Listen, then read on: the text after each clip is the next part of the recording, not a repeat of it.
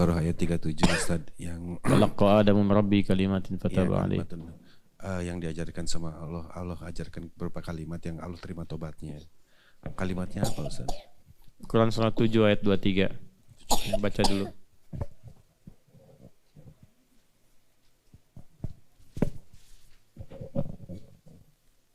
Itu tuh ambil musab, kasih musab biar tahu posisinya di mana, biar ingat. Biasanya kalau nanya dijawab, dilihat musab itu ingat terus itu. Kalau lihat handphone nggak akan ingat-ingat. Kalau lihat handphone tuh kayak lihat istri sendiri. Kalau lihat musab kayak lihat istri orang.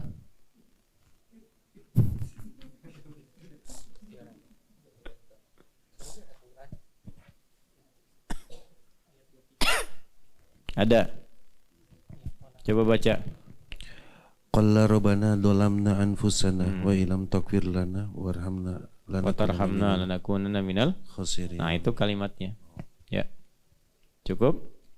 Paham tidak? Baik. Yang lain paham? Nabi Adam pernah diajarkan oleh Allah kalimat-kalimat taubat.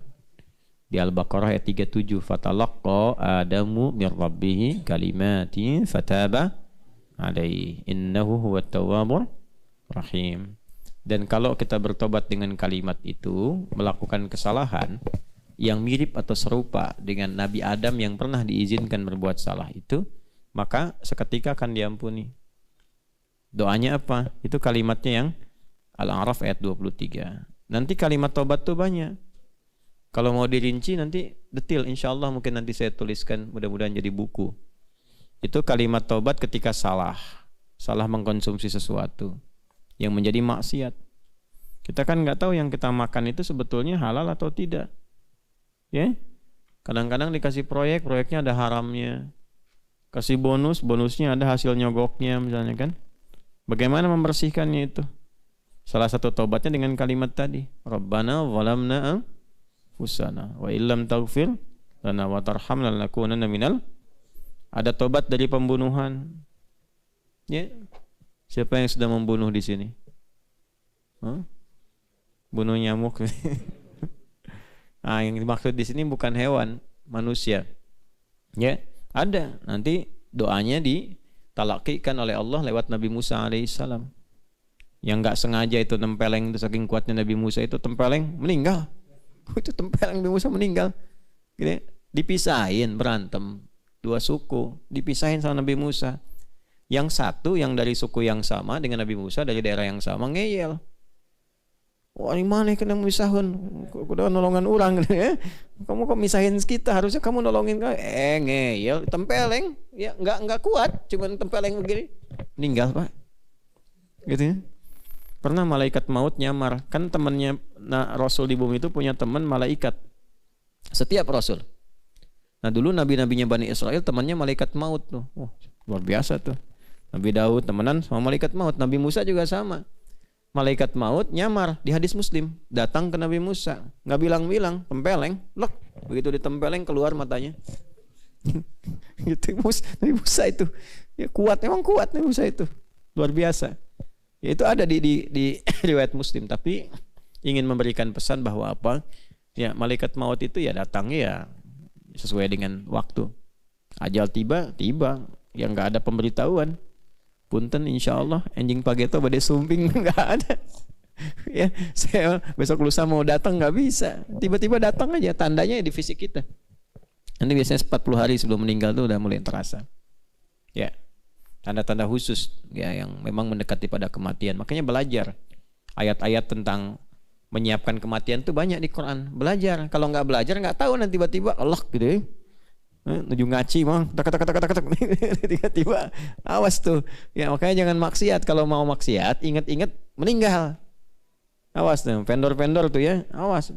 Hati-hati tuh. Ya begitu kepikiran maksiat, bayangkan meninggal. Wah, ruginya fatal itu. Ya, ruginya fatal. Kalian juga sama nih. Ya, lagi belajar tuh hati-hati jangan maksiat. Begitu maksiat meninggal ruginya total itu.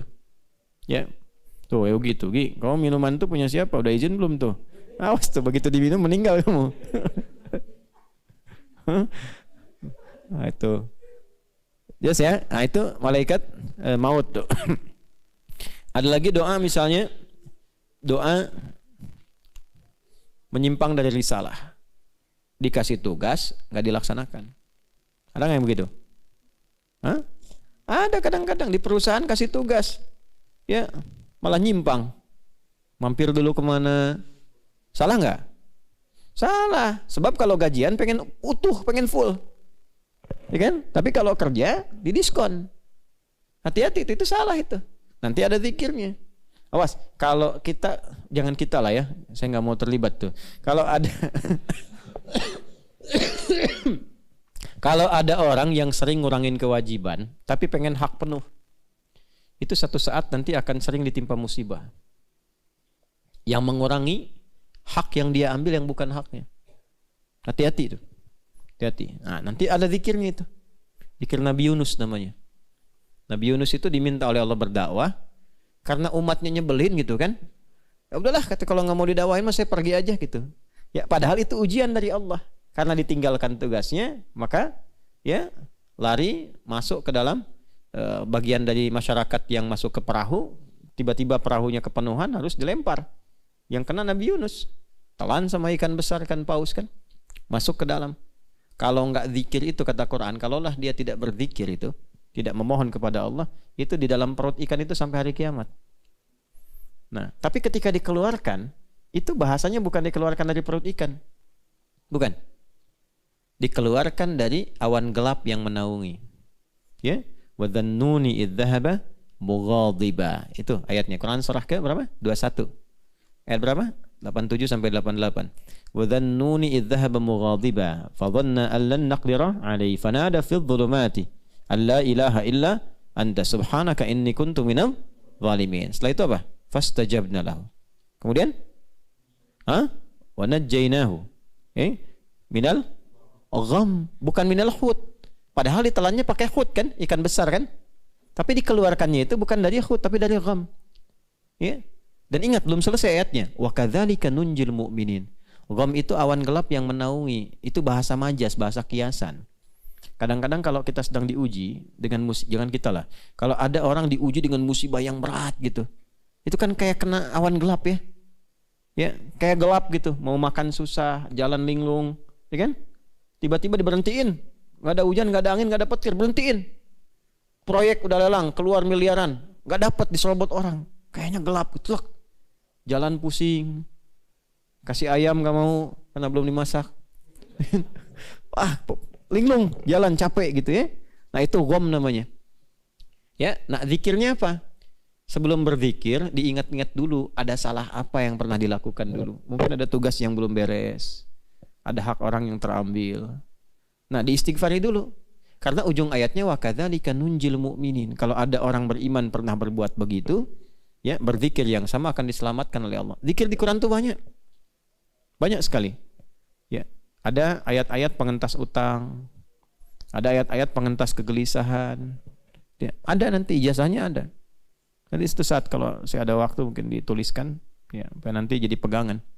Zikir sakit, ada zikir sakit. Zikir menikmati sakit dengan zikir minta sembuh, ada. Ada menikmati sakit tuh. Jadi menikmati kesabaran yang Allah berikan lewat sakit, ada. Ya, kurang lebih begitu ya.